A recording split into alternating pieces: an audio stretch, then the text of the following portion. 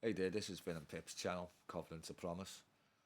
Um, I'm only making this video because I've just been watching something on the internet and it was all these people in town squares and, busy city environment with lots of people selling stuff, people, junkies, drinking and, taking crack and just sitting right in the town square doing it openly. And you see all the world and they're walking around and they're lost. They're all lost. None of them have Messiah. They don't understand. They don't get it. There's not one there. I was looking at the whole crowd, and they don't even know where they're going or why they're doing what they're doing. They just have no purpose. It's just, it's sad, and it's horrible to look at. And I know they won't listen. They won't listen, and they're all saying, "Do you support Palestine or do you support Israel? Are you the left or are you the right?" And I'm neither. I'm neither. This is the wrath of Jehovah. This is God's punishment upon the world. He's given them all over to a reprobate mind. So how can they understand when they have a reprobate mind, when they don't walk in covenant? They're walking around, they're not in his covenant. They don't keep it. They don't keep his Sabbath day holy. They've no idea the importance of doing that.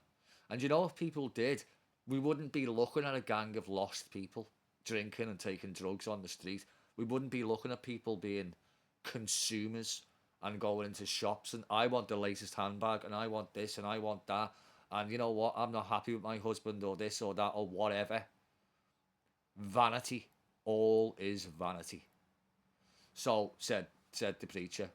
And the preacher chose wise words and even the words of truth.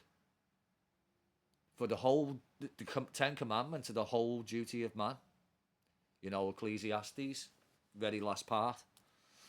So what I'm saying is it's just sad to look at. It's sad to look at those people and see that they're all lost, you know. And if somebody came up to me and said, "Do you support Palestine or Israel?" I would say none. None, because this is the wrath of God. I'm for the armies of heaven. I'm for Yeshua, Messiah. Nobody else. And that's basically it. I'm in this world, but I'm not of it. Like in Second Ezra, he says, you know, I wish my mother's womb become my grave. Why did he say that? Because he said it's much better for the beasts of the field, because they die and know no punishment. He said than it is for man, because man faces eternal torment. If only my mother's womb become my grave. What strong words. Like Ezra just woke up and realised that we're in a bit of a situation here, Like the wrath of God is coming upon the world, right? It's coming soon. It's coming to a cinema near you. I'm telling you right now. And this is just the very beginning of it.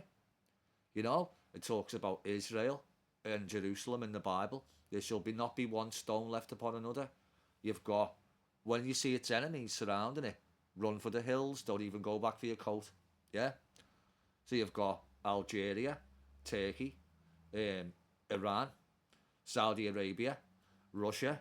I mean, that's just a few of them. Even 3 different countries in Africa, called one of them called Nigeria, ready to pounce on Israel. So head for the mountains and don't go back for your coat. Because I'm telling you, this is about to go down. The final showdown is almost here. The Bible's true, by the way, everybody, in case you didn't believe in it. But it predicts the future all the way through it. Look at the prophet Daniel. He predicted every single empire that there ever was, that ever existed in the history of man. From Babylon to the Neo-Persian Empire, and he even named what metal they used, to the Greek, to the Roman Empire, which never ever was destroyed, was still in the Roman Empire. That's why it describes Rome as the legs of the statue, because it's split in two. The Holy Roman Empire and the War Empire. And then finally, the feet mixed with miry clay.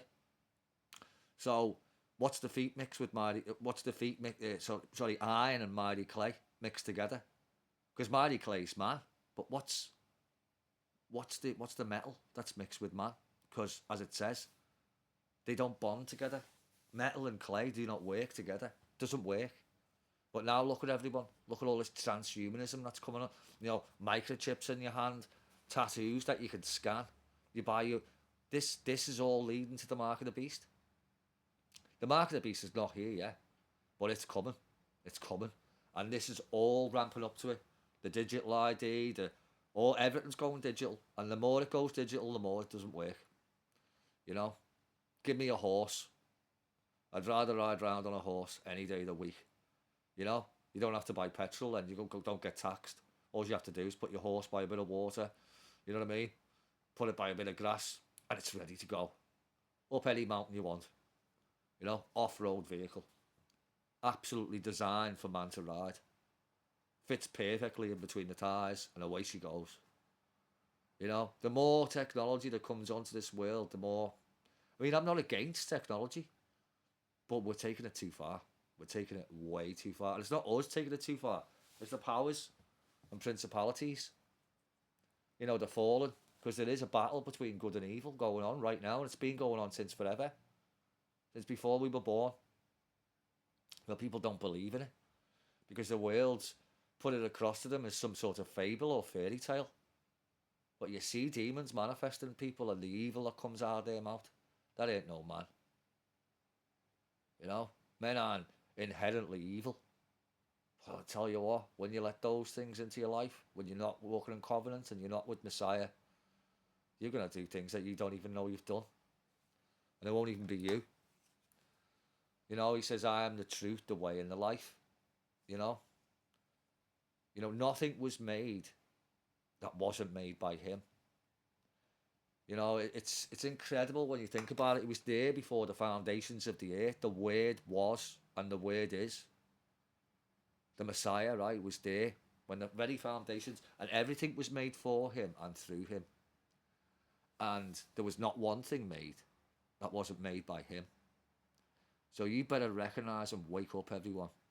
You better start reading your book, walking in covenant, and listening, genuinely listening and studying and seeking out the truth of this reality that we live in. Because it is a reality. And you know what? We mightn't like it. We mightn't necessarily agree with what's being said, but it's not up to us. Because his word does not come back unto him void, Isaiah 55, and it shall accomplish that which he pleases. So you haven't got any choice in the matter. You need to become his humble servant and do his work. You need to fulfill the royal law, accept the covenant of promise that he refreshed. Yeah? Get rid of the traditions of men and start walking in covenant.